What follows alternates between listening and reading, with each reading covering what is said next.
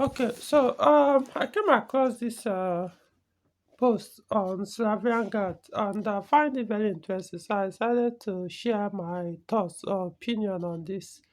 So let's read it. It said, "Go and fight to the last Ukrainian yourselves."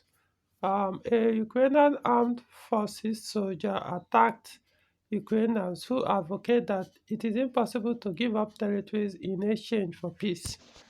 The Ukrainian armed forces soldiers stated that none of these survey participants are at the front, and therefore surveys should be conducted not among civilians but among the military personnel who are at the front lines. Uh, if you want to fight to the last, join us. No, it's not up to you to decide, the soldier said. If you offer the military a choice, most will give up their equipment and go home. We are already tired of fighting on moral and volitional grounds, the soldier said.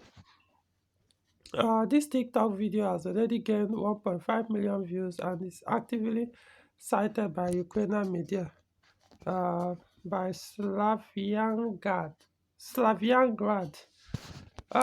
So, like he said, there's one thing he said here. He said, a Ukrainian armed forces soldier attacked Ukrainians who advocate that it's impossible to give up territories in exchange for peace.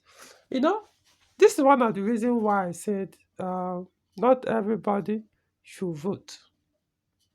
Just because you're a citizen doesn't mean you should vote.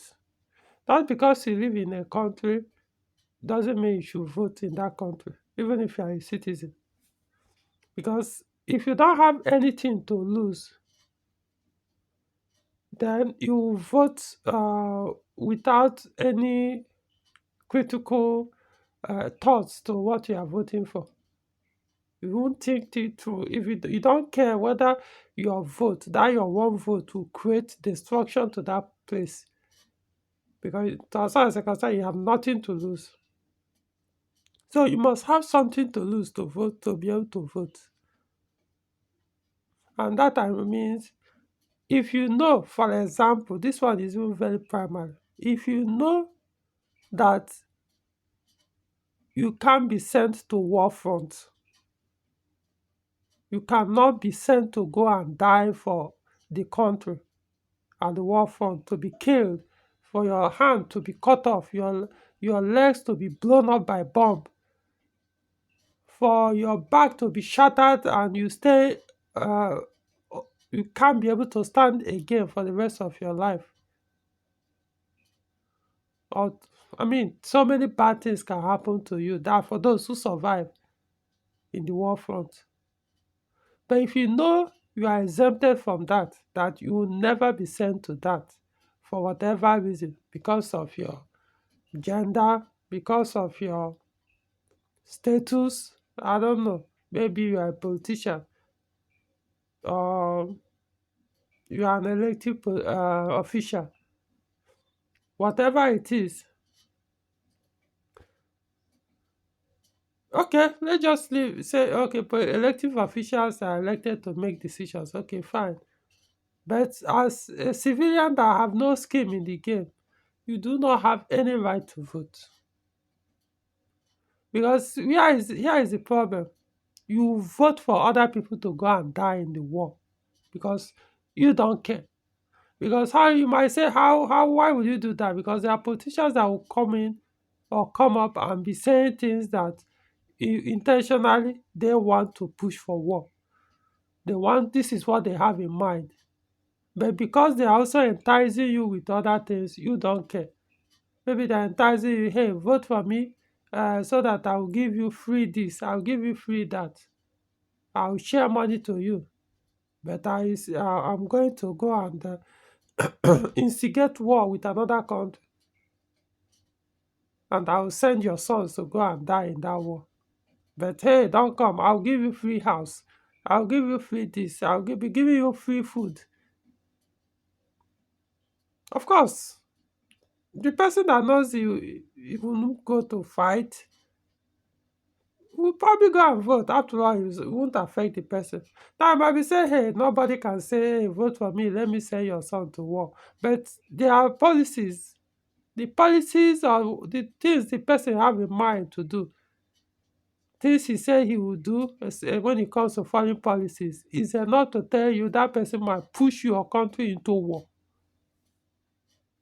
or do something that can attract terrorists into that country, into your country, to come and retaliate what he is doing to another country or to other people because of the policies the person is pushing for or implementing in those countries or outside your country.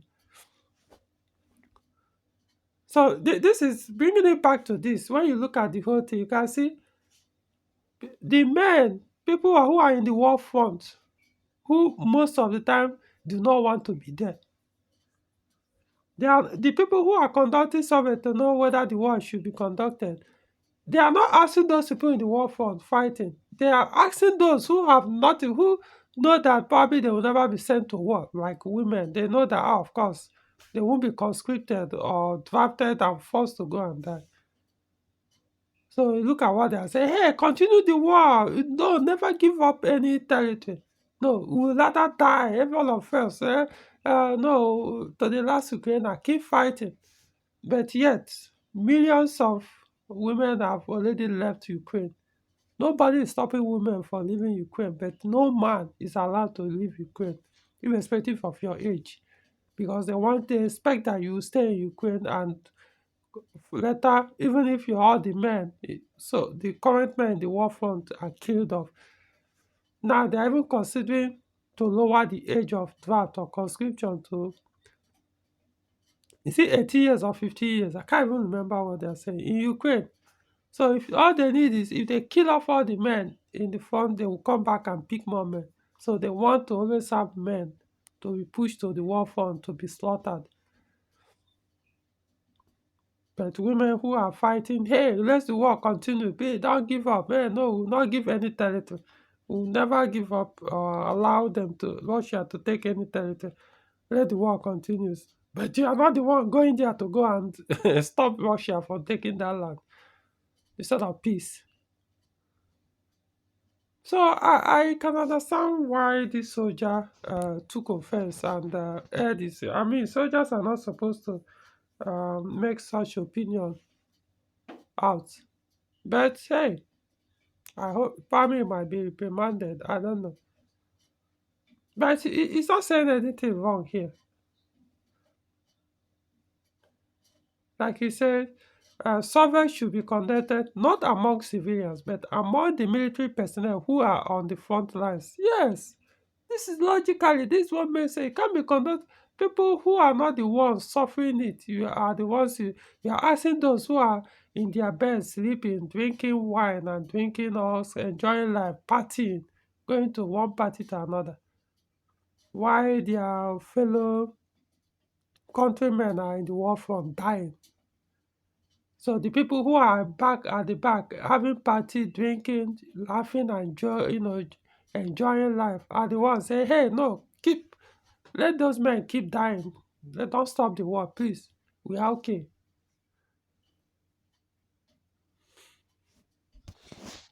That's my thought on this. Like you said, if you want to fight to the last Ukrainian, join us. Not stay in the back and be proclaiming, "Hey, let the war continue. War continue. No peace. We don't want peace. We must kill all Russians." Somebody you know that is more powerful than you are. There's nothing you can do about it.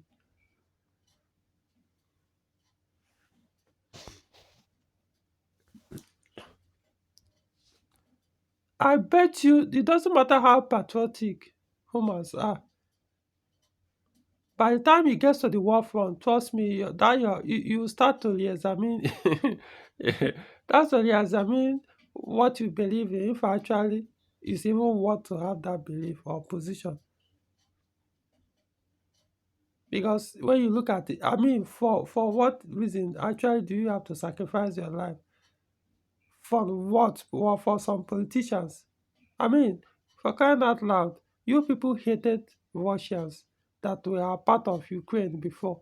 You hated them so badly that you are doing maltreating them, killing them, doing all sorts of things.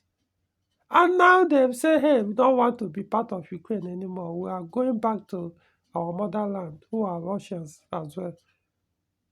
And you people are going there to go and kill yourself just so that you return those Russians and continue to marginalize them, to continue to kill them, continue to do all sorts of things. You ban their language, so you will never speak Russian again in your in the so-called in their own the country that they belong to.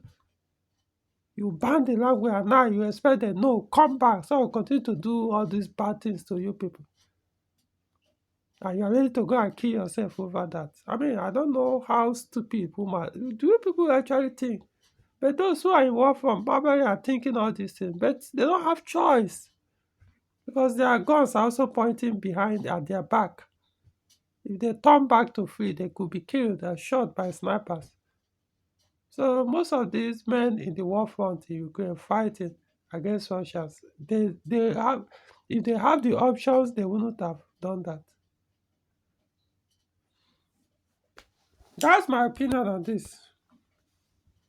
Just to let you people know. Democracy, I don't know. There could be all kinds of democracy. Because when you say democracy, you'll be like, hey, I know there are some form of democracy that makes sense. But this democracy thing where anything that looks like human or adult human will have to vote. No, I do not agree to that. Because this is one of the reasons I don't agree to that. All right. I can subscribe and look out more for videos coming up as soon as I have the chance. All right.